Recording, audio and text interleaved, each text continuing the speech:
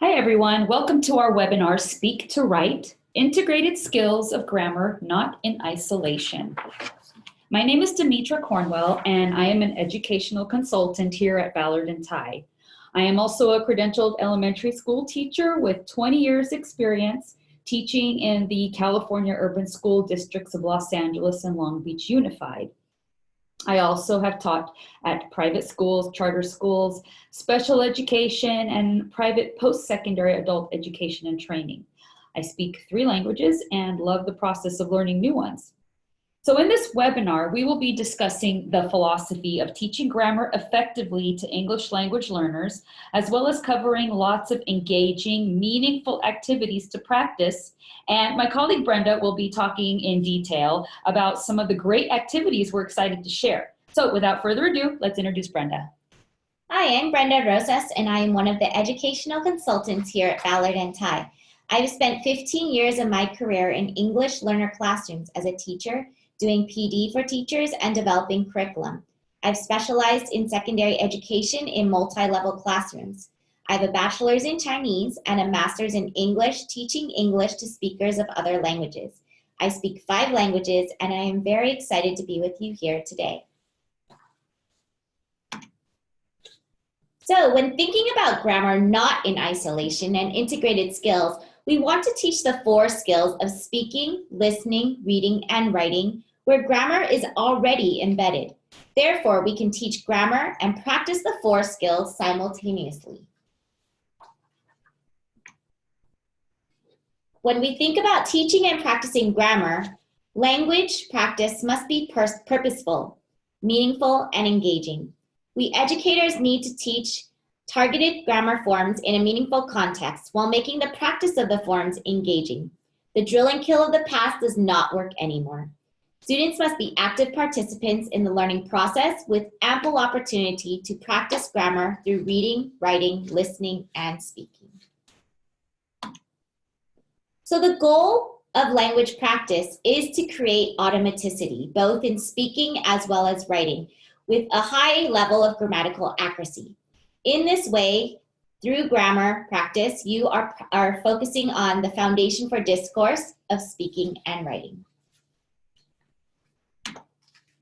There's been a shift to a stronger emphasis of explicit language instruction. This means that we need to explicitly teach grammar forms as well as their functions. Grammar forms are the grammar structures, and then grammar functions are how we use it in everyday social as well as academic language. Grammar form plus grammar function leads to communicative competence. So when doing direct teaching for grammar forms and grammar functions, here are some examples of different grammar forms that you would want to cover.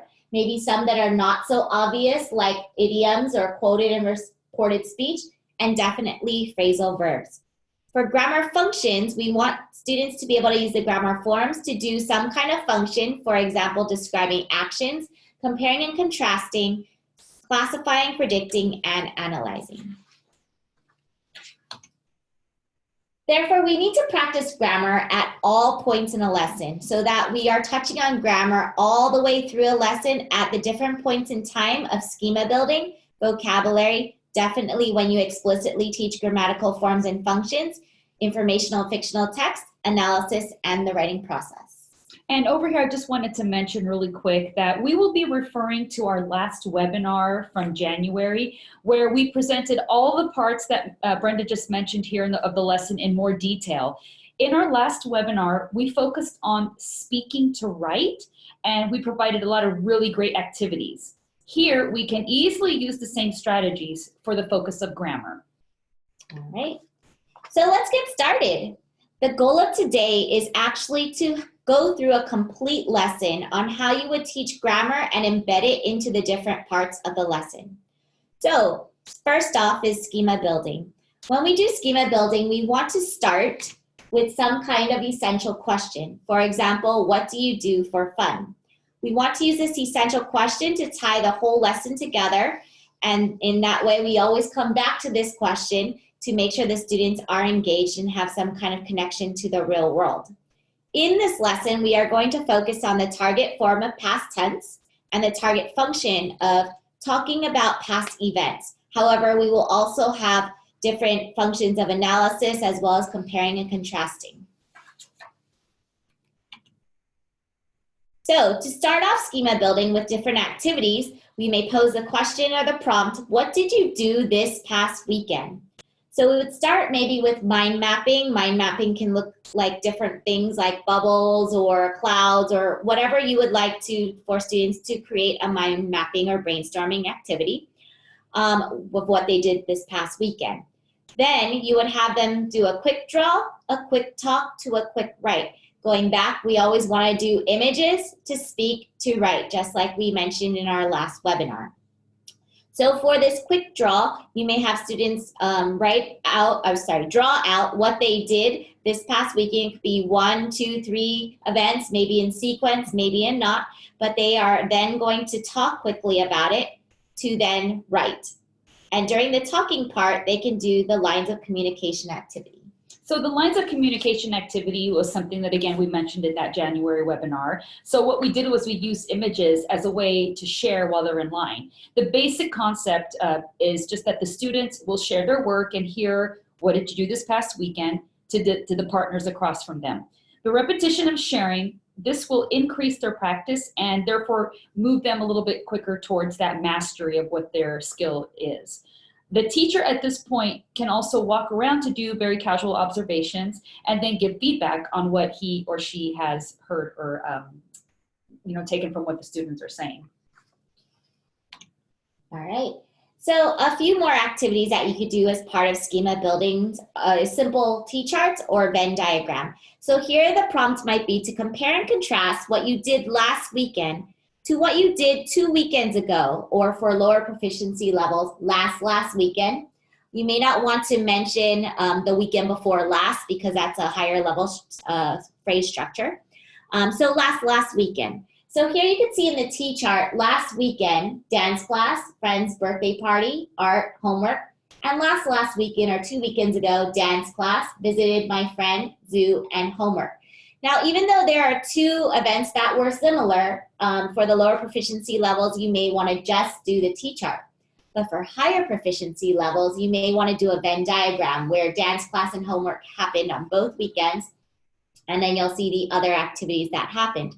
Once they do these graphic organizers of a T-chart, then a Venn diagram, you want students to then speak only from these graphic organizers. And then, of course, they can write if they wanted to. But again, remember, having them focus on the past tense and listing past events and comparing and contrasting these past events. All right, your next section in the lesson would be teaching vocabulary. You want to explicitly teach vocabulary with the past tense verbs. So you would probably start with the regular verbs. Here in the chart, you could see the present tense verbs and then their past tense counterparts.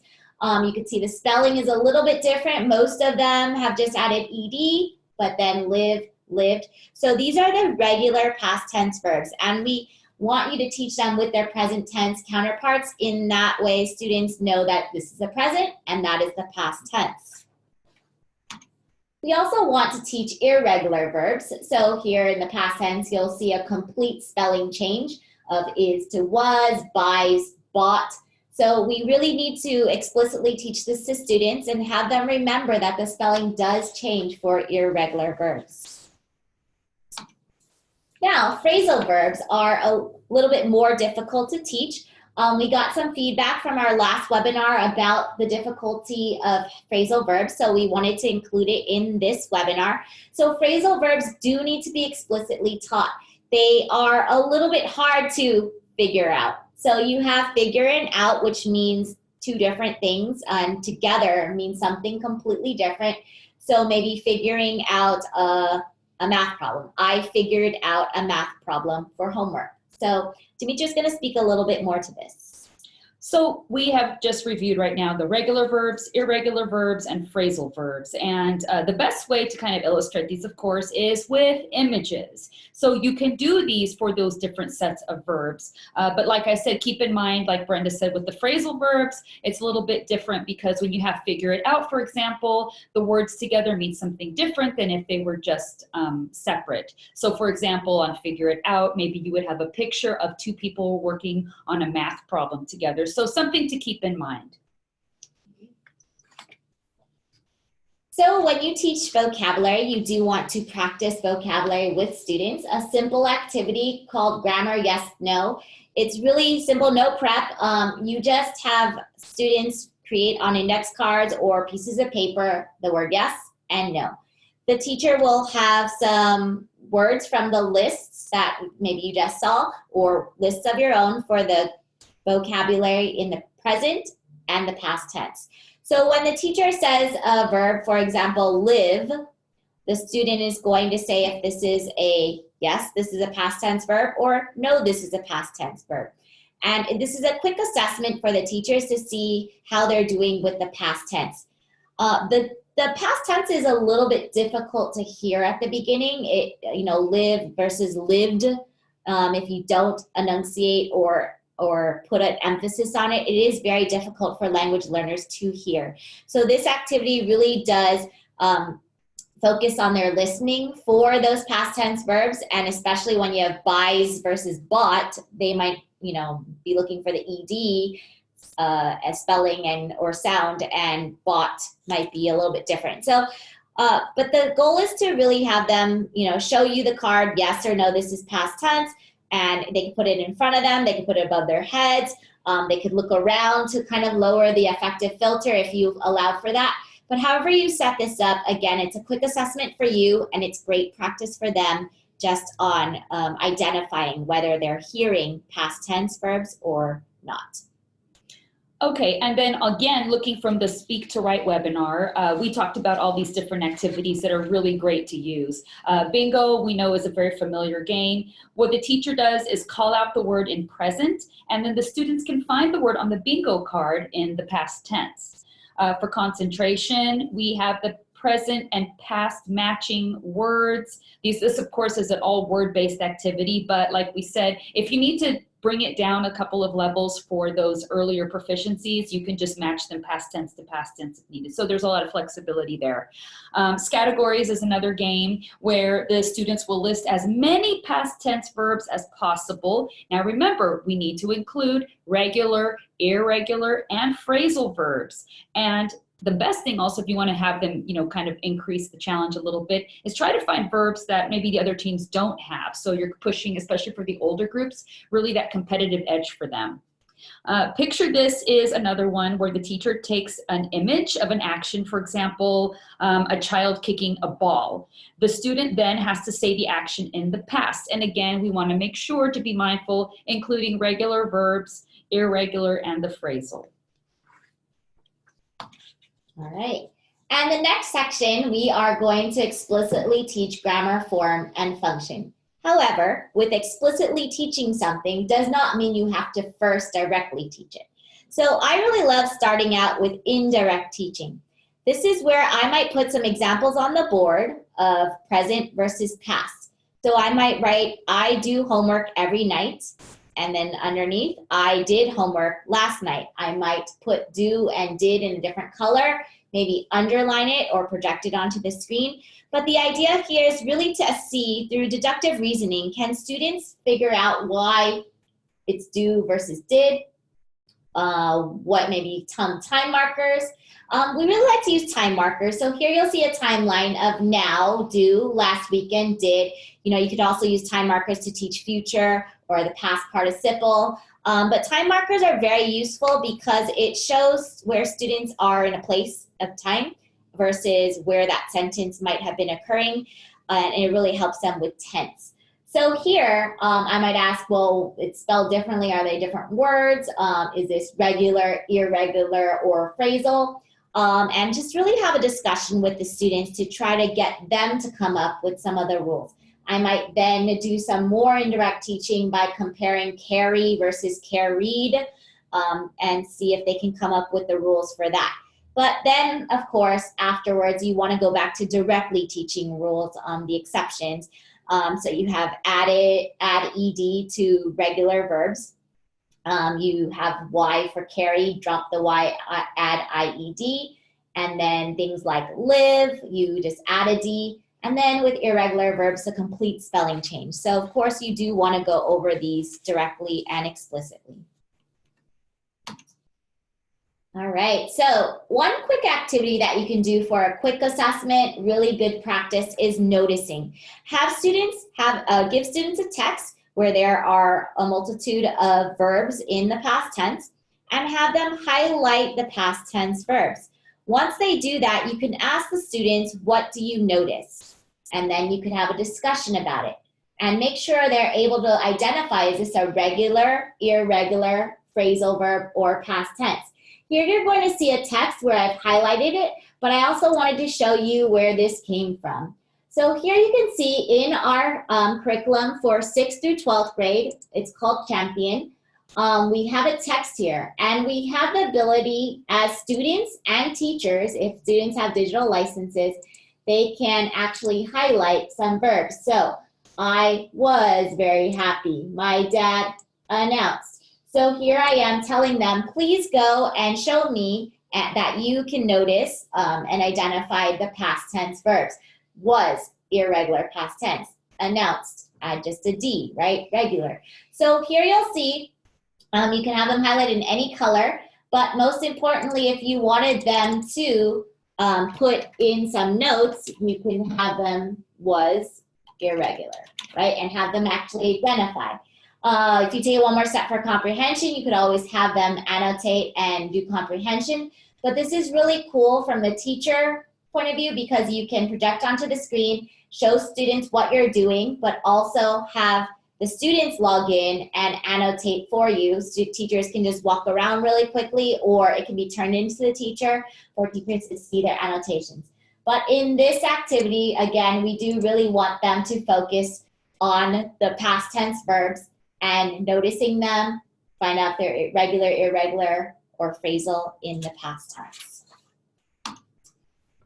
The next step after that is really talking about corrections. So we often have to edit, we have to peer edit, we have to proofread.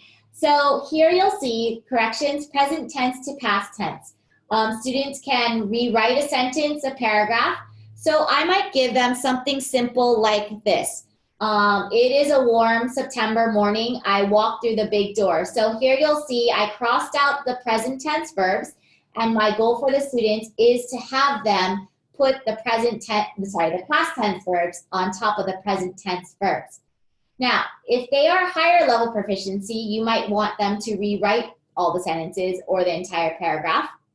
But one note here, when you have something with clauses, so for example, the reading text that was on this previous slide, there were clauses. Clauses might show different verb forms. So for example, in the future tense or present progressive, it might not always be in past tense when you're working with past tense. So for higher level, something with clauses is very challenging. It might be good, but you never really want to give students at the lower level something with clauses. You really want something like this with simple sentences so you know that all the verbs are pretty much present tense that then have to be changed to simple past tense. Okay, so some other activities here, the interview questions. You can do what we call hot seat for them, where one student is up at the front of the class and all the other students come up and ask various questions. And again, questions like, what did you do last weekend? What did you eat? Where did you go during your school field trip? Things like that. And make sure, again, to include those different types of verbs. The partner interview is just like what you would think is having students partner up one-to-one, ask each other questions, and then write down the answers that they can later share.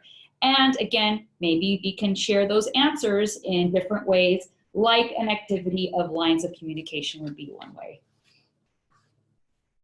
So you can also use sentence frames at this point, and these sentence frames can provide a guide for them of how to ask the questions. It's already there framed for them. The frames can be used to do responses as well. We did mention these frames in depth a little bit more in our last webinar, so you can refer to that. But keep in mind, everything with the frames, whether it's the question or the response, has to point back to your original intention, which is learning the past tense. All right. So some activities and strategies for grammar, again, there's more. So today versus yesterday is a quick activity, very simple to use, and you could just really provide some images of action to compare today versus yesterday. You can even just give a chart, list, but again, remember, images really do powerful things for students. So for example, today blank, yesterday blank. So today I jump with my friends. Yesterday I jumped with my friends. Today we are on a field jumping. So as you can see, today might allow for future as well as present progressive, and that's okay. Students might add that, especially when they're at the higher proficiency levels, they may already know those tenses. So you can allow them to use it, but yesterday should always be practicing past tense. For example, yesterday the little girl ran with her dog. They might also see this image as yesterday the little girl played with her dog. So there are a lot of different interpretations for images, and that's what's so great about images of action. The next activity is stretchy sentences. It's really able to be prepared with different slides with images of action. You're going to be comparing the present tense, the past tense action, and past tense action with description. So you're trying to make the sentences longer, more descriptive in nature, helping students give a little bit more meaningful content. So for example, present tense, I sing on a microphone, or the girl sings on a microphone. Past tense, the girl sang. That's it. Past tense action description. The girl sang very loudly on a microphone. Demetra's going to talk a little bit more about this. So looking at these, and again, I'm always going to circle back to our previous webinar because they do kind of tie together. We're looking at images here. So like Brenda said, we're using the image to really emphasize the lesson of past tense, but they're also looking at a way to make a really good connection between the meaningful content and the past tense. So we're making sense of that past tense skill that they have to learn. You are also using these images as a springboard for them to just, they can ignite their own creativity of what they want to say about the girl singing on the microphone. So we are still using the images to speak, which is really important, and then eventually to write. But here in this webinar, we're adding the added layer of considering the proper grammar of the past tense. All right. I know we've been speaking a lot about speaking and writing and reading activities, but there are also activities for listening. So this is a simple close activity for the past tense. It can be a worksheet. It can start as writing, but it's even better if you use it as a listening activity. So the teacher could read to the students the actual paragraph with the correct past tense verbs, and then the students are listening to the teacher to then fill in the blank with the words. There is a word bank, so for the lower proficiency levels, you may want a word bank to help them with spelling and to hear different choices. With higher level students, I would not put at all a word bank and just try to see how much they can listen, hear correctly, and then, of course, spell correctly. So again, this could be a writing activity, but really best use of the close activity is doing a listening activity. All right. I wanted to pause here and do a little bit of phrasal verb practice. So phrasal verbs, again, are difficult to teach because separately these words have no meaning. So I may want to give examples to students, have them create new examples in a context, and then they do it on their own. So I do it, we do it, you do it. It's a model that we use in our frames for Fluency as well as Carousel. So we really want students to practice these phrasal verbs on their own. Again, like Demetra said, please use images. So I tried on clothes. I wrote down my homework. I handed in my homework. So really give students examples using images, have them create some sentences in a new context with you as a class, and then maybe with partners, and then of course on their own, and then share it out. But some ways to practice are here. Okay, so you can see from these pictures, we've got a couple of different activities. The first one is called Sentence in a Round. And here, the students are in a circle, and one at a time, they will say a word, and that's gonna add on from the previous student's word, and they're gonna create a line, like a string for a sentence. So again, be mindful, make sure that the focus will be on that past tense verb. For pick a card, you can have a pile of cards in the present tense, and then the students can create a sentence in the past tense, or for the lower proficiencies, you can provide the cards that has the past tense already there.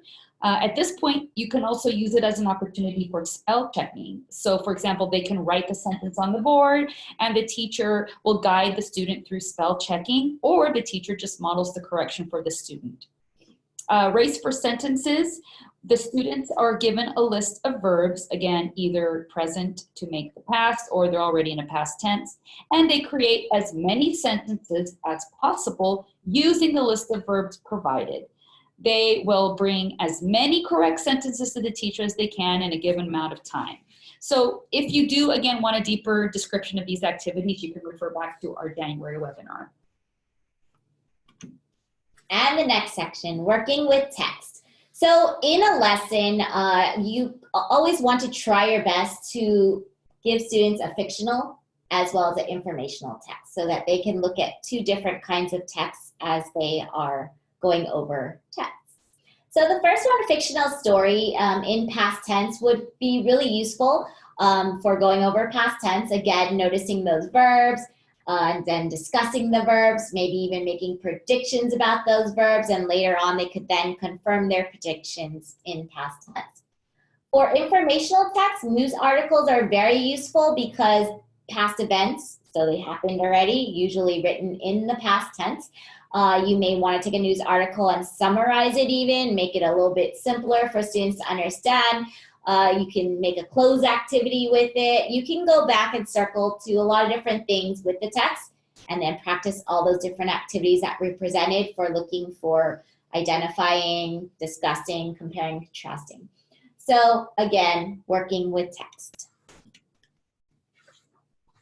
After that, you're going to use the text for the analysis portion of your lesson. So today we want to talk a little bit more about analysis through reading skills. So for example, the first one of plot and sequencing. You may want to use sentence strips, write the plot out for the students for lower proficiency levels and have them reorder them. You can put them up at the front of the class and have them rearrange themselves or the sentence strips. You may even, for higher proficiency levels, have them create their own sentence strips and then reorder them. Another activity could be drawing comic strips or a storyboard. So for example, we talked a lot about images. This is one way to use images to then have students do sequencing and plot. So they can draw it out, and then from that, they are telling the story in the past tense. Post-its and index cards. So index cards are really useful. You can shuffle them around, but Post-its are really fun. I, with Demetra, actually put this presentation together through Post-its, where all our ideas went on Post-its, so we rearranged it and then put them on slides. So it's a great way for students to put something in order, especially when they don't think in order naturally. All right. So afterwards, you may want to focus on character, or you may just want to focus on character. But through the fictional text or even the news articles, you can focus on character. You can have students even retell the story from a specific character's point of view. In this way, you are checking for comprehension, you're practicing the reading skill, as well as past tense, because they're telling the story in past tense. And of course, you may want to use sentence frames with them. All right, so next is confirming predictions. With confirming predictions, you may have started this activity in the present tense before you read the article, when you just highlighted the verbs. So you can have them have a prediction, and now you are talking about their prediction. So I predict the story is about a boy moving, might be your example. Then after reading, I predicted the boy was moving. My prediction was not correct or was correct because the boy was packing up his things to move with his family. So that might be your example for prediction, before and after.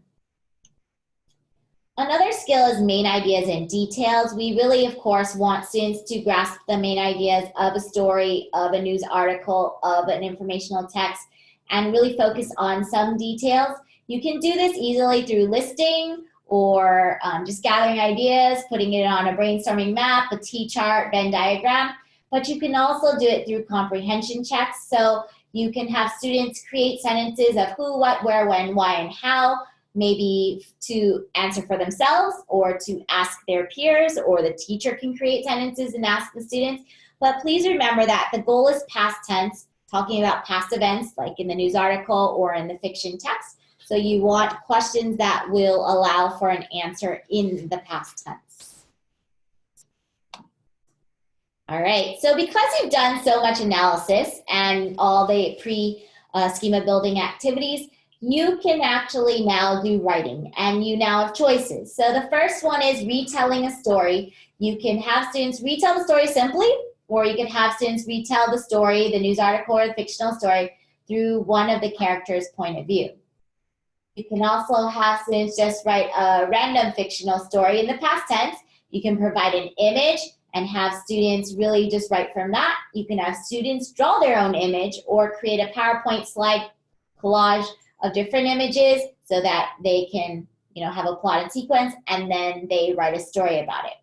Another fictional story, sorry, not fiction, but actual story is narrative, but like what you did last weekend, this goes back to the schema building, their graphic organizers. They can then formally write a longer writing assignment about this in narrative form.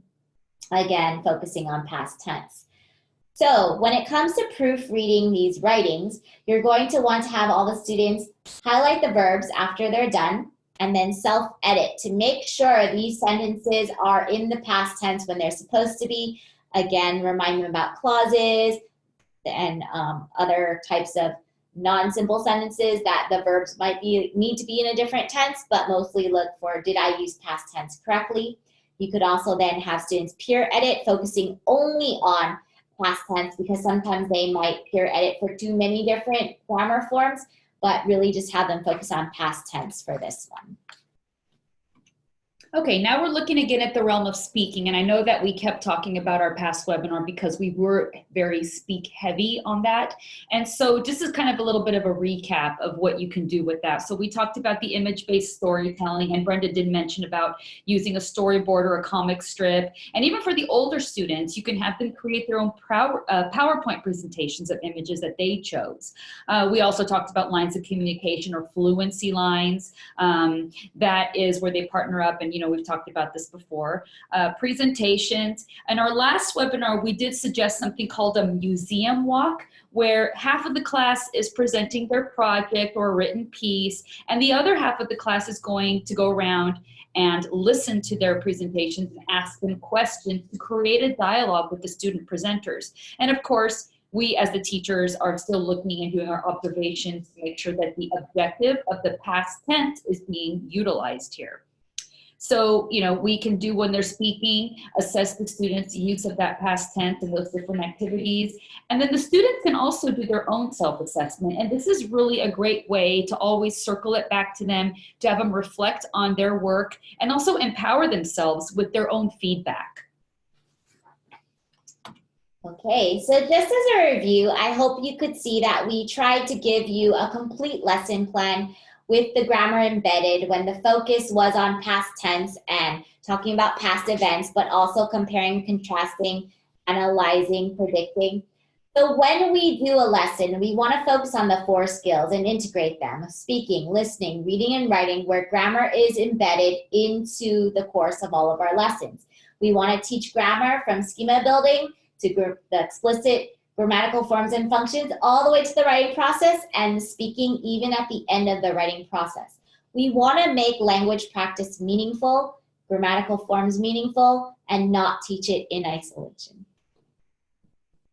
So with all that said, yes, we do have a lot of different instructional programs that can support this and make sure that they get success in learning and mastering that grammar. So here we have our Hands-on English program, which is a K-1 newcomer program for those in the beginner to high beginner proficiency levels.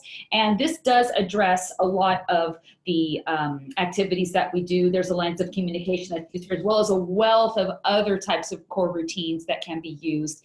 There's the sentence frames. We have a lot of picture word cards and a lot of really great integrated activities in the resource book.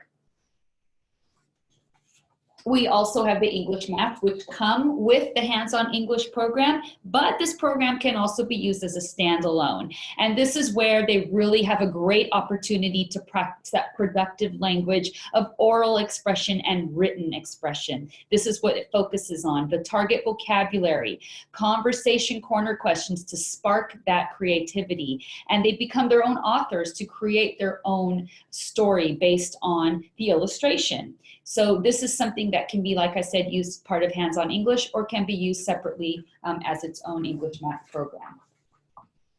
And then we have our Carousel of IDEAS K-5 program, which is pretty much our hallmark program. This addresses the newcomers all the way to the long-term ELLs. It is a comprehensive program that integrates listening, speaking, reading, and writing. And again, we still provide those theme pictures to really generate that type of dialogue we need in a very meaningful context. We have the sentence frames that are going to help to scaffold and create that automaticity of the grammatical forms and functions. And we have the picture word cards, which are excellent tools that you can use to really expand on their vocabulary. We also have Frames for Fluency, and Frames for Fluency is a very popular program that comes with the Carousel, but again, this can be purchased as a standalone. This focuses on oral language. It has a very explicit way of teaching the grammar and the language functions using the sentence frames. You pop them on a pocket chart, and we use the same resources of the theme pictures and the picture word cards. This is really great also for those of you that have older newcomers and you want to get them up to speed with making sure they got that automaticity. This is an excellent choice. And then we have our Champion of Ideas grades 6 through 12 upper grade program. It is the same idea where we do have the explicit teaching of the grammatical forms and functions, target vocabulary. A lot of the language functions are embedded into different academic tasks. And we recently just launched a digital platform of this. So Brenda showed a little taste of that when we did the verbs exercises with the highlighting. It's really interactive with the reader, the writer, the workbook activities are interactive, as well as the tester.